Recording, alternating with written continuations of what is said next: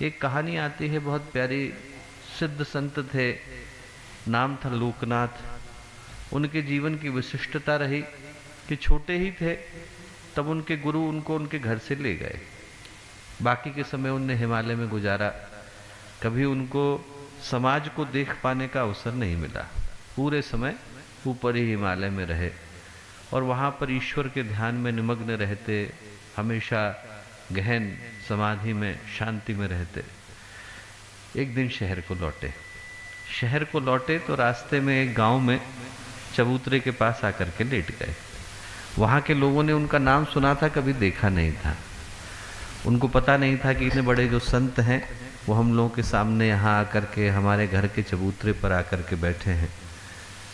वहाँ पर वो लेट गए, गहरी नींद लग गई। थोड़ी देर में उनने बड़ी जोर की आवाज़ सुनी तो देखा कि गांव के जितने लोग हैं वो इकट्ठे हैं। बहुत जोर का धूम धड़ाका हो रहा है, नगाड़े बज रहे हैं, बैंड बज रहा है। क्या हो रहा है? उनने अपने पास के लोगों से जाकर के पूछा कि क्यों भैया, कोई युद्ध वगैरह होने वाला है क्या? तो गांव वाले हंसने लगे, उनके भोलेपन पर उनको हंसी आई। उन्होंने कहा नहीं स्वामी जी, यहाँ पर तो विवाह होने वाला है, ये विवाह की तैयारी चल रही है। तो बोले अच्छा, मैंने विवाह कभी देखा नहीं, विवाह में होता क्या है? तो एक व्यक्ति ने बताया, बोले ऐसे वर आते हैं, ऐसे वधू आते हैं, लड़का एक घर से आता है, लड़की एक घर से आती है, और आने के बाद जो है दोनों का विवाह हो जाता है। फिर दोनों साथ रहते हैं और बहुत सुख के दिन काटते हैं। स्वामी जी बोले सुख क्या होता है? मैंने सुख कभी देखा नहीं। तो उनके जो परिवार वाले थे बोले हम लोग चल ही रहे हैं, आप बारात में शामिल हो जाइए। बोले ठीक। बारात में गए। उनने जीवन भर सात्विक भोजन को ग्रहण किया था। कभी इस तरीके का न उनने दावत देखी, न इस तरीके का भोजन किया। जैसे ही शादी ब्याह के घर में पहुँचे तो वहाँ का मसालेदार खाना खाया।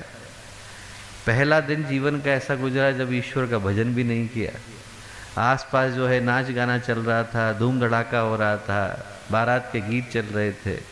उस सब में ऐसे निमग्न हो गए कि उनको पता ही नहीं चला कि क्या हो रहा है। थोड़ी देर के बाद एकदम जब थक हार करके जो मुंडेर थी कुएं की, उस पर सो गए। गांव में होता है, गांव में जो बड़ा कुआं होता है उसकी मुंडेर इतनी चौड़ी होती है कि उस पर आप लेट सको। लेट गए, वहीं सो गए। अब चूंकि दिन भर जो उन्हें देखा था, वो पहला दिन जिंदगी का ऐसा गया जब उनको न ईश्वर का ध्यान आया, न ढंग से भजन कर पाए, न मन कहीं और लगा। बस नाच गाने में, बारात में क्या चल रहा है, धूम धड़ाका, उसमें गया। और जैसा अन्न वैसा मन। अब मन के अंदर भी वही विचार आने लगे जो आज तक कभी आए नहीं थे। उनको लगा कि उनका भी विवाह होने जा रहा है। अब वो जैसे ही लेटे उनको मन में एकदम से स्वप्न आया कि उनका भी विवाह होने जा रहा है। विवाह होते होते उन्होंने देखा कि वो घोड़ी के ऊपर चढ़ने वाले। अब जैसे ही घोड़ी पर चढ़ने का विचार आया, वैसे ही उनको डर लगा कि मैं तो घोड़ी पे कभी चढ़ा नहीं।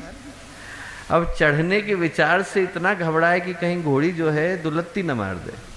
तो इस घबराहट के मारे उनने एकदम तुरंत करवट ली सोते हुए और कुएं के अंदर जाकर के गिर गए।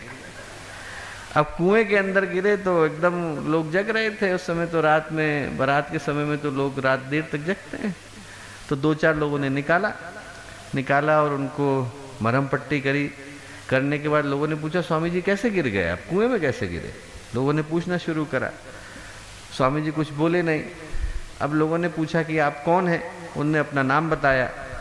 नाम जैसे ही बताया तो बताते ही लोगों को लगा कि अरे ये तो बड़े प्रसिद्ध संत हैं। तो गांव के सब लोग इकट्ठे हो गए कि अरे हम लोगों का बड़ा सौभाग्य कि आपके दर्शन हम लोगों को यहाँ मिले। बारात के समय में कोई सोच भी नहीं सकता था। बोले स्वामी जी आप हम लोगों को उपदेश दीजिए। तो स्वामी जी बोले वो उपदेश तो क्या दूं, आप सब मिल करके एक ही प्रश्न पूछ रहे हैं कि मैं कुएं में कैसे गिरा, मैं वो बताता हूँ। बोले मेरे जीवन में पहली बार ऐसा दिन गया जब मैंने ना ईश्वर का नाम लिया, ना भजन किया। बोले मैं जीवन भर सात्विक भोजन करता रहा, पहली बार मसालेदार भोजन किया, पहली बार इस तरीके का दावत का खाना चखा। बोले सिर्फ मेरे मन में विचार आया, विचार भर आया, और विचार ये आया कि कहीं मेरा भी विवाह न हो जाए। विवाह किया नहीं, अभी सिर्फ विवाह का विचार आया। बोले इतनी देर के अंदर में जाकर कुएं के अंदर गिर गया। अब आप सोच करके देखिए कि जो जिंदगी भर वही भोजन कर रहा है, जिंदगी भर उन्हीं विचारों में उलझा हुआ है, वो कितने गहरे कुएं में जाकर के गिरेगा। उससे निकलने का जो मार्ग है, मैं तो सिर्फ उसकी ओर चलने का इशारा भर कर सकता हूं। हमारे YouTube चैनल शांति कुंज वीडियो गायत्री परिवार को सब्सक्राइब करें एवं बेल आइकन जरूर दबाएं ताकि गायत्री परिवार की विभिन्न गतिविधियों की जानकारी आपको मिलती रहे।